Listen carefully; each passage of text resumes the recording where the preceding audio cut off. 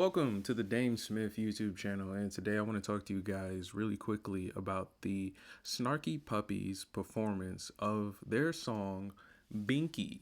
Now, this was a performance that I actually got to see live at the Hamilton in Washington, D.C., and this was one of the things that actually helped me understand and truly appreciate the work it takes as an independent musician and a musician in general to truly get your creative art done.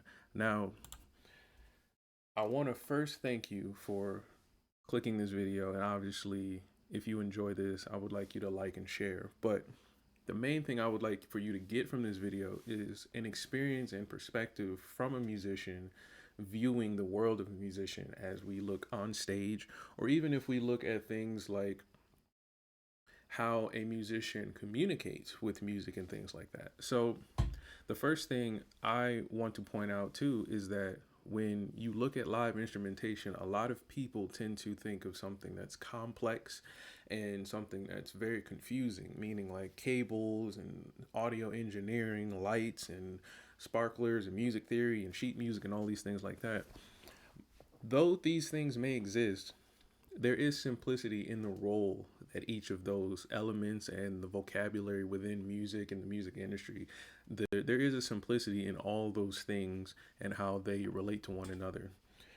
And Snarky Puppy magnificently portrayed and packaged that into a video.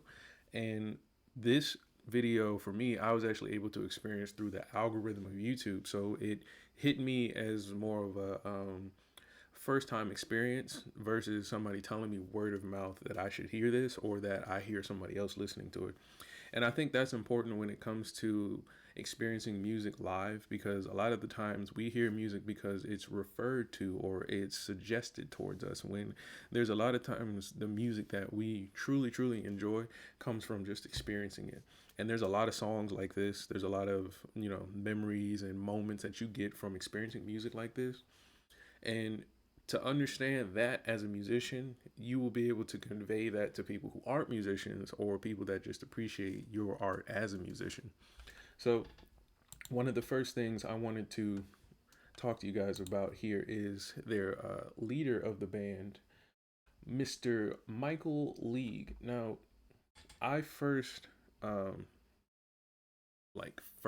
of his name when saw this video, but I started to really get into writing music myself when I was in college and things like that. And one of the things that I loved about this ensemble was the relationship from each section of musicians to one another. There was a clear chemistry, but there was also a very clear understanding of one another's role. You can see there wasn't a dissonance between maybe volume or maybe overstepping each other's notes and things like that. These are things you will typically see within bands, especially bands that are on the more creative side, especially if you're innovating a new sound or you're trying to introduce maybe two genres together. There's a bit of a marriage that has to happen in a relationship. And in a video that popped up on my feed one time years ago, I got to see that conveyed in like a smooth, almost seamless performance.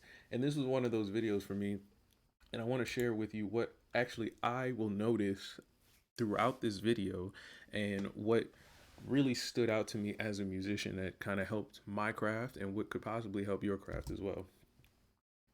So starting out, the song starts with a shot of Michael, who's the leader, and he's playing bass.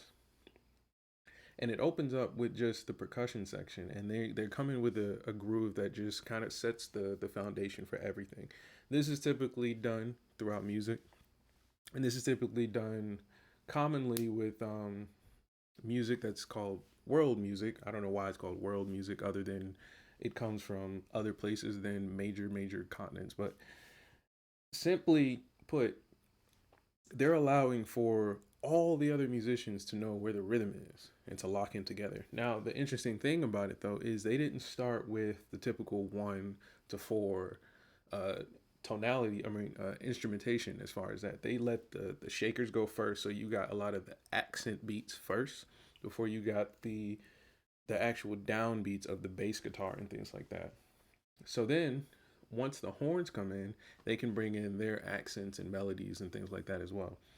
Now, I'm saying all these words and they're hitting you super super fast, accents, melodies and percussion and things like that. If you're just first time hearing this, this is going to be kind of like confusing, but this is the part of complexity that I want to simplify for you.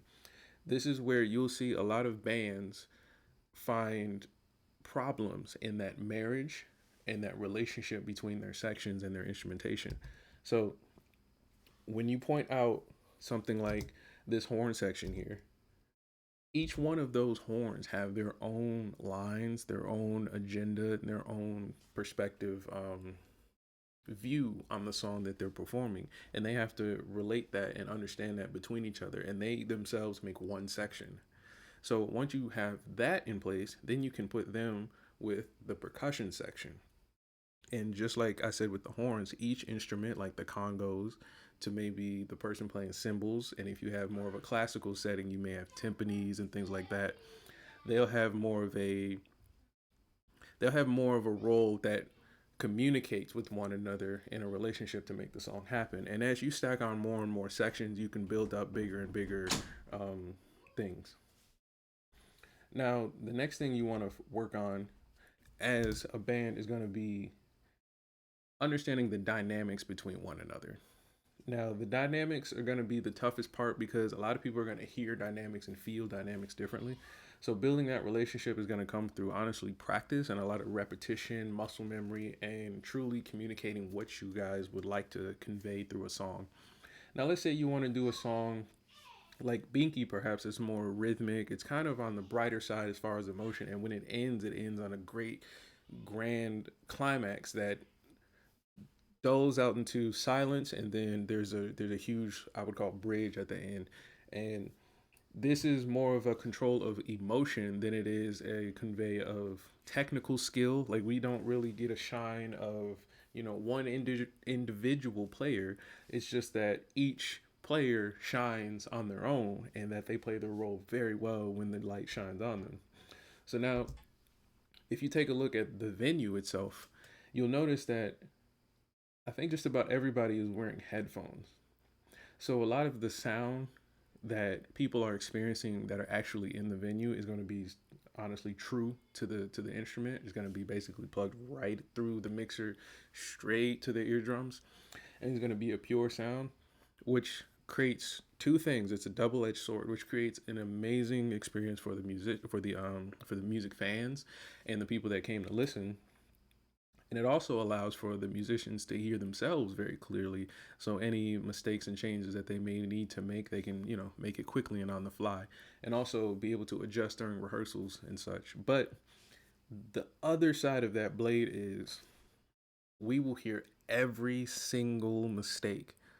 Everyone will be able to point out every single mistake. So it makes it that much more important to be accurate on your instrument, and then that much more important to be healthy on your instrument as well. Because let's say if you come into practice with a cold, we will be able to tell, because if we're recording especially, we can tell the difference from one take to the other take. So it's very important for musicians to, again, take care of each other, understand a relationship from one section to another, and be able to get that job of performing the song to completion done as a priority.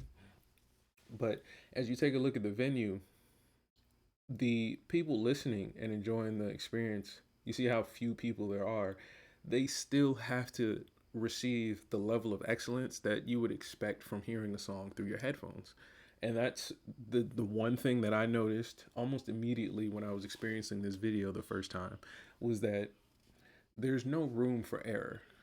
The last episode, I talked about how DMX didn't have a backing track and how MCs can create a little bit of like smoke and mirrors maybe to move around the responsibilities and pressures they may have in controlling, a massive group of people for a minute and 3 minutes, 4 minutes at a time, right? So when it comes to live instrumentation, there is no room for that because there's no audience singing the bass line. There's no audience singing the Congo part in it or anything like that. So if you mess up, or if you take a break, or if you get off beat, it makes an adjustment to the result of the song, and not necessarily uh there's not necessarily any room for you to make any error when in live instrumentation. Now again, this is going to add that complexity to live performance that most people try to stray away from. So they'll make things like a backing track, so it'll you have a perfect drummer every time, or a perfect, piano player and things like that. But as an artist, you really want to pay respects to the people who are able to pull it off, manually, and be able to pull it off consistently. Because mind you, when I saw this performance live at the Hamilton, which was maybe 6 years after this, I'm not sure, it sounded exactly the same. Mind you, the improvisation solos were slightly different, but there's a level to, muscle memory, and there's a level of discipline, and there's a level of respect to the result that you want in your music that these artists were able to convey perfectly in a video. And I think the fact that it was able to come out perfect proves that they were pulling off a lot of hours in practice. So as we get further and further down the video, you'll notice as the artists are like doing their solos and things like that, other artists, they're like communicating through body language and things like that. That's again very, very important in live music, so that way the people who that are performing can be on the same page. You never want to get off the same page, which is why when this last section of the song comes in, which blew everybody's mind, was simply because it was unexpected. Everybody but the audience was on the same page, and that's what made that effective and super, super immensely emotional when that last bridge comes in.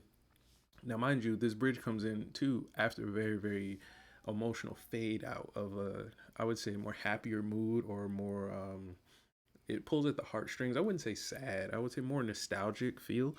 So then when you go into this really, really, grungy, I would say West Coast, funky, old school kind of hip hop vibe with a lot of like garage synth and things like that. When you get that vibe pushed into you, it's again a shock to the system against what you're used to hearing, which was the song you just left for like 2.5 minutes. And again, they were able to pull it off perfectly, seamlessly. It's another thing that you have to appreciate as a musician.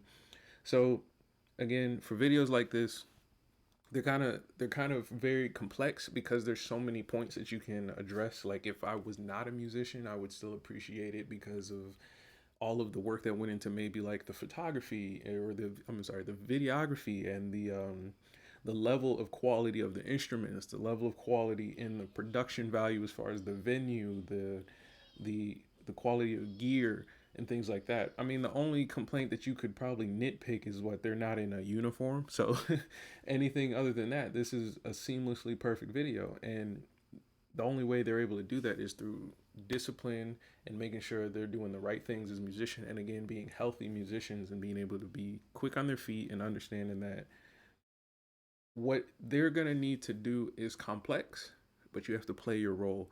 A lot of people would have been in a band like this and would have struggled simply because of the pressures that it takes to fit in and compete in a band like this.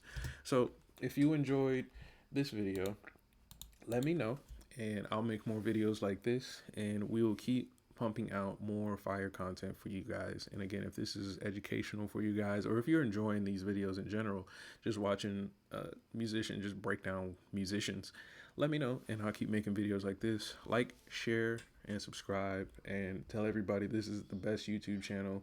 You ain't gonna see no fugazi stuff over here. So peace.